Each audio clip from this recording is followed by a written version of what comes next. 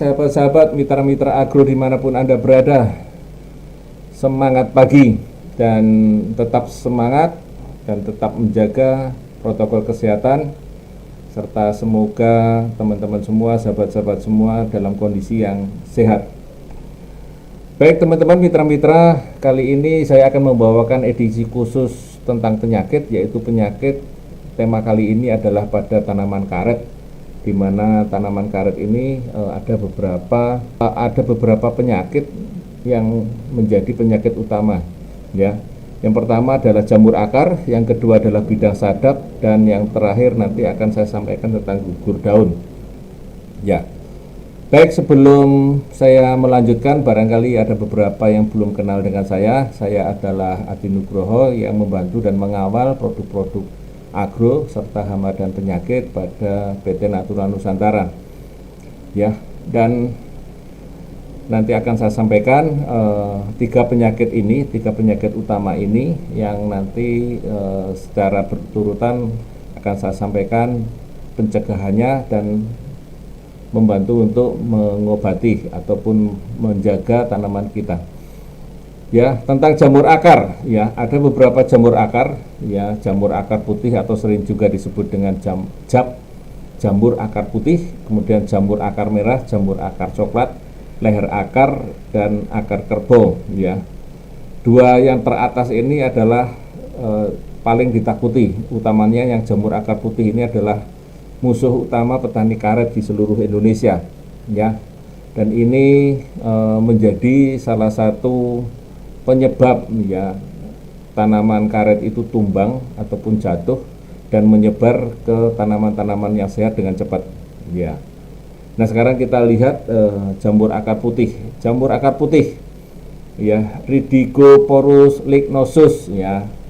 Namanya jamur akar putih, menyerang pada akar dan warnanya putih. Nah, ini kita lihat benang-benangnya adalah seperti itu. Kalau kita bongkar pada tanaman karet, ya, pada tanaman karet itu biasanya yang sudah terserang penyakit jamur akar putih ini, maka ada benang yang menempel, busuk dan lunak, dan ini tidak bisa dicabut, ya, tidak bisa dicabut. Dan serangannya ini, jika serangannya, ya, umumnya jika serangan 3 tahun, ya, ini kira-kira 6 bulan baru terserang, sedangkan pada tanaman yang 6 tahun up biasanya 1 tahunnya kita baru kelihatan seperti itu. Jadi mulailah kita lihat tanaman karet kita tengok tanaman karet kita, ya, apakah daunnya itu hijau semua ataukah ada sebagian daunnya yang berwarna ada kekuningan, ya. Ya, coba kita cek di bagian bawahnya, apakah ada ciri-ciri seperti ini, ada benang-benang ataupun hifa yang berwarna putih di bagian akarnya, ya. Nah, ini serangan jamur akar putih memang sangat-sangat pelan-pelan, ya, tetapi begitu nanti sudah pada masanya yang cepat ataupun pada musim hujan, maka serangannya akan menjadi lebih cepat dan membuat tanaman karetnya menjadi lunak dan bisa tumbang, ya. Ini saya alami pada perkebunan tanaman karet yang ada di daerah Bungo, ya. Di daerah Bungo, ya, di Jambi, di daerah Muara Bungo, di sana ada kurang lebih sekitar 300-an hektar, umur kurang lebih sekitar 3 tahunan, tetapi sore hari kita waktu masih jalan-jalan masih kita bisa lihat tanaman itu masih sehat, tetapi besok paginya tanaman tersebut sudah tumbang, ya, sudah tumbang, artinya jatuh, tumbang, dan kemudian kita periksa akarnya, kita jumpai adanya benang ataupun hifa pada bagian akar ini. Dan ternyata penyebabnya adalah tanaman karet yang ditanam 3 tahun tersebut sebelumnya lahannya ini juga ditanami karet dan pernah mengalami sakit yang diakibatkan oleh jamur akar putih dengan kondisi yang sama, ya, yang kurang lebih sama. Jadi ini menular dari musim tanam karet yang sebelumnya yang sudah ditumbang menular kepada tanaman yang baru ditanam ataupun setelah 3 tahun baru ketahuan bahwa jamur akar putih ini menyerang pada tanaman-tanaman di usia tersebut. Nah, ini yang perlu kita hati-hati di situ. Maka pada saat kita penanaman ulang, ya, tanaman karet ke tanaman karet ataupun tanaman sawit ke tanaman karet ataupun tanaman yang lainnya baru kemudian kita tanam karet, maka perlu yang kita perhatikan di sini adalah kalau sebelumnya pernah terjadi serangan jamur pada tanaman sebelumnya atau episode tanamannya sebelumnya, maka tanaman karet di belakangnya yang ditanam baru ini perlu diwaspadai, ya. Adapun pencegahannya bisa kita lakukan dengan pemberian belerang, ya, ataupun kita juga bisa memberikan dengan menabur glio, ya, bisa langsung ditabur dengan glio, disiram dengan glio, atau glio kita masukkan dulu kepada pupuk kandang atau kompos yang sudah jadi, ya, pupuk kandang atau kompos yang sudah jadi kita aduk di situ, kita baru kemudian nanti kita taburkan di bagian lubang tanam. Nah, kemudian tanaman karet yang kita tanam, yang baru kita tanam, kita masukkan setelah sekitar 1-2 minggu, baru kita tutup di situ untuk mencegah adanya serangan jamur akar putih. Begitu juga pada tanaman jamur akar merah, maka jamur ini menyerang pada bagian akar dan berwarna merah, dan tentu saja warnanya merah. Sama, ya, seperti jamur akar putih serangannya, namun tidak seganas jamur akar putih, ya. Jamur akar merah ini agak lebih mudah diredam. Caranya dan pengendaliannya kurang lebih juga sama, penyebabnya kurang lebih juga sama, dan ada nanti warna jingga kehitaman dan bawahnya nanti biasanya berwarna putih, yang atasnya adalah merah kecoklatan. Dan kadang-kadang kalau kita pencet itu ada berwarna seperti lendir, cairan seperti lendir, yang mirip seperti lendir, dan kadang-kadang jadi lendir ini menular. Ya, jamur tadi membawa sporanya menular, kemudian kalaupun ada lendirnya dan yang bau busuk tadi itu juga bisa membawa penularan. Jadi kalau kita pegang jamur akar putih, kemudian kita pegang tanaman akar yang sehat, maka kemungkinan akar yang sehat tadi akan tertular oleh jamur akar putih ataupun jamur akar merah yang kita bawa dari tangan kita. Jadi cukuplah berhati-hati di situ. Nah, untuk pengendaliannya, untuk ataupun 5 yang tadi saya sebutkan tadi, ya, penyakit yang ada pada jamur tanaman karet tadi, untuk tanaman yang sehat, untuk pencegahannya ada baiknya kita tambahkan kurang lebih sekitar 100 gram belerang per tanamannya, kita tebarkan di sekelilingnya atau kita tabur dengan glio. Bisa juga kita langsung tabur dengan glio atau bisa kita siramkan dengan glio. Jadi kita ambil 1 sendok makan glio ditambah di air kurang lebih sekitar 10 liter air atau 1 ember, kita aduk rata, kemudian kita ambil 1 gelas atau 2 gelas per tanaman, dan ini kita rutinkan, ya, kita rutinkan 15 hari sampai 20 hari sekali, ya, utamanya untuk tanaman-tanaman yang kemungkinan terkena jamur akar putih ataupun akar merah ataupun layer kerbau dan lain sebagainya, daerah-daerah yang banyak jamurnya. Nah, ini kita bisa memberikannya dengan glio, ya. Kemudian untuk tanaman yang sakit ini kita sarankan ataupun yang sudah terserang, ya, ini 1 kotak ini bisa untuk sekitar 10 tanaman yang sakit, ya. Sementara untuk tanaman yang sehat kita bisa sampaikan di sini sekitar 20 tanaman, ya, kurang lebih sekitar 20 tanaman. Dan ini ada baiknya diulang, ya, 2, 3 sampai 5 kali, bahkan dirutinkan jika daerah-daerah tersebut banyak jamur akar putihnya yang tidak terlihat, ya, karena dia bisa menempel pada sisa-sisa akar yang tertinggal ataupun tanaman-tanaman yang tertinggal atau bahan-bahan organik lainnya yang tertinggal, ya. Kemudian ada saran dari kami, sebaiknya jauhi tanaman pisang, ubi jalar ataupun singkong, ya. 3 tanaman ini begitu kena jamur akar putih ataupun jamur akar merah, mereka tidak mengalami sakit, ya, biasa saja. Tetapi begitu ada tanaman yang tidak tahan terhadap jamur akar putih ataupun jamur akar merah ataupun yang lainnya, biasanya, ya, jamur ini berpindah ke tanaman yang lebih rentan, ya. Pada pisang, ubi jalar ataupun singkong biasanya kuat, sementara pada tanaman karet, apalagi yang masih muda, ya, ataupun tanaman yang lainnya, maka biasanya jamur ini akan berpindah ke tanaman yang lebih rentan. Kemudian saran sebaiknya memilih yang bukan dari jenis GT1 RRIM 600, 623, 2PR 255 ataupun 228. Ini kurang begitu tahan terhadap serangan jamur akar putih ataupun jamur akar merah. Ya. Nah, kita tahu teman-teman semua, mitra-mitra semua, bahwa yang namanya jamur ini suka dengan kondisi yang agak lembab, yang pertama. Yang kedua adalah kondisi yang agak tergenang. Jadi utamakan daerah-daerah genangan-genangan itu kita salurkan airnya, ya. Jangan terjadi ada yang namanya genangan air. Kemudian kelembapan dan lain sebagainya kita bisa lakukan penjarangan barangkali kalau memang terlalu rapat jarak tanamnya, ya. Kemudian bisa kita tambahkan di situ, kita berikan dengan dolomit atau kapur pertanian, ya. Ini untuk menaikkan pH tujuannya. Karena yang namanya jamur ini ya akan suka dengan kondisi di mana pH atau keasaman tanah itu rendah. Nah, dengan pemberian dolomit ataupun zeolit, ya, ataupun dolomit ataupun zeolit, ya, kapur pertanian ini untuk menaikkan pH. Ya, harapan kita kalau pH-nya itu naik, keasamannya itu naik, maka tentu saja jamurnya kurang bisa berkembang, ya.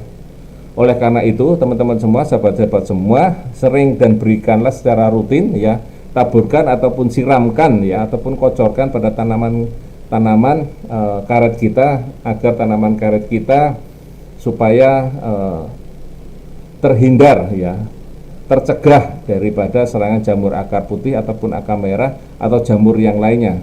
Karena kita tidak mungkin menyulam pada tanaman-tanaman yang umurnya sudah di atas 3 tahun, padahal serangan itu ada yang sampai di atas 3 tahun ataupun 5 tahun, ya.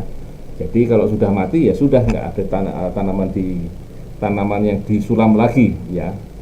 Ya, jadi jumlah per pokoknya per hektarnya berkurang. Kemudian petani karet juga akan menghadapi penyakit yang namanya gugur daun yang disebabkan oleh oidium, ada Corynespora, ada Clostridium, Phytophthora ataupun Helminthospora, ya. Ini adalah oidium, ya, ada oidium di sini, ada warna putih, ya, berwarna putih di bawah daun, ya. Kemudian kalau menyerang pucuknya warnanya translusen atau sedikit membayang, ya. Kemudian biasanya juga disertai dengan ujung daun yang mengering dan keriput, ya. Ya, ini adalah penyakit yang disebabkan oleh oidium pada tanaman karet muda nih biasanya untuk menyerang di sana. Nah, pengendaliannya sebaiknya tidak menanam tanaman-tanaman yang dari GT1, PR255 dan seterusnya, karena itu tanaman tidak tahan terhadap penyakit yang disebabkan oleh jamur, ya. Pemberian ureanya bisa kita tambah 2 kalinya, ya. Kemudian kita juga bisa menanam PR107 dan sebagainya, ya. Ini bisa dibaca di sini. Tanamlah yang itu pada tanaman-tanaman yang bisa tahan tanaman karet, ya. Kemudian saran kami pada daerah-daerah yang sering terserang penyakit jamur ataupun daunnya yang terserang oleh jamur, maka ada baiknya kita memberikan glio ini secara rutin, ya, dengan ditaburkan, ya, dengan ditaburkan di bawah untuk jamur akarnya dan disemprotkan ke atas untuk pengendalian jamur di daunnya, ya, dengan sesuai dengan tongkat ataupun ini. Tetapi kalau kita menggunakan dengan penyemprotan daun, ya, ada baiknya kita sesuaikan dengan tongkatnya, jadi sesuai dengan tongkat yang ada. Nah, kemudian kalaupun kita semprotannya hanya terbatas, mungkin kita bisa naik, ya. Kalau kita bisa naik di sana, ada yang bisa naik, maka glio ini diberikan dengan cara disiramkan, kita naik ke atas, kita siramkan dengan gayung, ya. Ada yang melakukannya seperti itu, ya. Kemudian Clostridium, ya, Clostridium ini menyerang pada daun, ya, menyerang pada daun, bercak bundar, warnanya coklat dan lama-lama akan memutih, dan koloni sporanya berwarna pink ataupun merah jambu, ya, seperti pada gambar di situ, ya. Agak sedikit mengerut, tepi-tepinya agak berkeriput, ya, seperti itu. Dan kalau serangannya hebat, ini biasanya mati pucuk, ya. Jadi 2 jamur tadi biasanya menyerang pada tanaman-tanaman yang masih sangat muda. Nah, pengendaliannya bagaimana? Ya, kalau pengendaliannya, kalau klon-klon yang tahan ini bisa dibaca di sini, ya. kemudian pemberian urenya bisa ditambah. Nah, untuk ketahanan dari dalam maka bisa kita tambahkan Supernasa untuk membantu kekuatan tanaman kita agar lebih kuat. Ya, ketahanan dari dalam kita berikan dengan Supernasa. Caranya bisa ditaburkan langsung atau dikocorkan. Jadi 1 sendok Supernasa ini dicampur dengan air kemudian dikocorkan. Ya, 1 sendok dalam 10 liter air atau 1 ember, baru kemudian diaduk, kemudian disiramkan di situ. Nah, bisa juga ditambahkan dengan glio, Hanya Supernasa ini diberikan di akar. Nah, glio ini disemprotkan di bagian atas, di bagian yang terserang masa-masa jamur tadi. Ya, tapi sebelum disemprot tentu saja kami sarankan untuk saring terlebih dahulu. Jadi kita ambil 1 sendok glio dalam 10 liter air, kemudian kita aduk rata, kemudian kita larutkan. Nah, airnya kita masukkan, kita cukupkan 1 tangki, baru kemudian dalam 1 tangki tadi kita semprotkan. Ya, kemudian saya rasa perlu juga dengan memberikan dolomit ataupun kapur pertanian. Dan sebaiknya ya, kalau daerah-daerah yang sering terserang oleh penyakit jamur baik pada bagian akar dan juga pada bagian daun, maka ada baiknya glio ini rutin untuk sering diberikan pada tanaman karet kita. Nah, ini adalah penyakit Phytophthora ya, ada bintik-bintik putih seperti itu ya, dan sebagainya. Penyakit panggil yang disebabkan oleh jamur pada bagian daun ya, pada bagian daun. Nah, ini jadi pada bagian akar, kemudian ada bagian daun. Nah, ini sama, kita menggunakan dengan cara semprotan, dan ini rentan pada tanaman-tanaman karet muda. Ya. Yang berikutnya adalah penyakit pada bidang sadap. Ada moldy rot, ada kering alur sadap ya. Moldy rot ini adalah lapisan tipis putih, dan kalau dikerok ada berwarna bintik hitam ataupun coklat, dan kalau serangannya meluas ke kambium sampai ke bagian kayu seperti warna hitam yang melilit ya, dan bidang sadapnya menjadi tidak enak lagi kalau disadap dan menjadi bergelombang ya. Jadi ini ada bagian bidang sadap yang bergelombang ya, dan nanti ada semacam kayak warna hitam melilit. Nah, seperti itu adalah moldy rot. Pengendaliannya bagaimana? Ada beberapa mitra-mitra kita yang menggunakan dengan cara menggunakan kalau kita singkat adalah Apento, yaitu Aero, Pentana, dan Pestona ya. 1 tutup Aero, 3 tutup Pentana, dan 5 tutup Pestona. 1-3-5, 1 tutup Aero, 3 tutup Pentana, dan 5 tutup Pestona dalam 10 liter air, dan kita kita kapurkan, kita usapkan pada bagian yang terserang moldy rot tadi. Ya, ini sangat membantu untuk mengurangi penyakit jamur yang ada di bagian bidang sadap.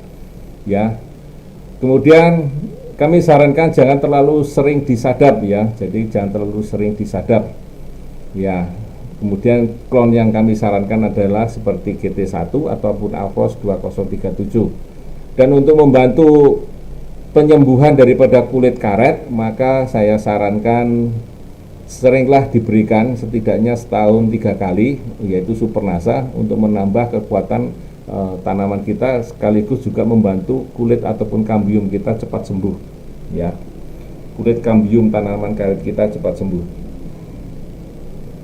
Kemudian ada kering alur sadap atau terserang brown blast ya, ada jamur yang menyerang pada bagian bidang-bidang sadap. Ini hampir sama penyakitnya ya. Ini selalu sering menggunakan bahan perangsang atau juga terlalu sering disadap, sehingga ada bagian-bagian tertentu bagian alur sadap ini menjadi kering ataupun menjadi belendok, dan kadang-kadang getah ataupun hasil produksi kita karet itu cair, encer ya.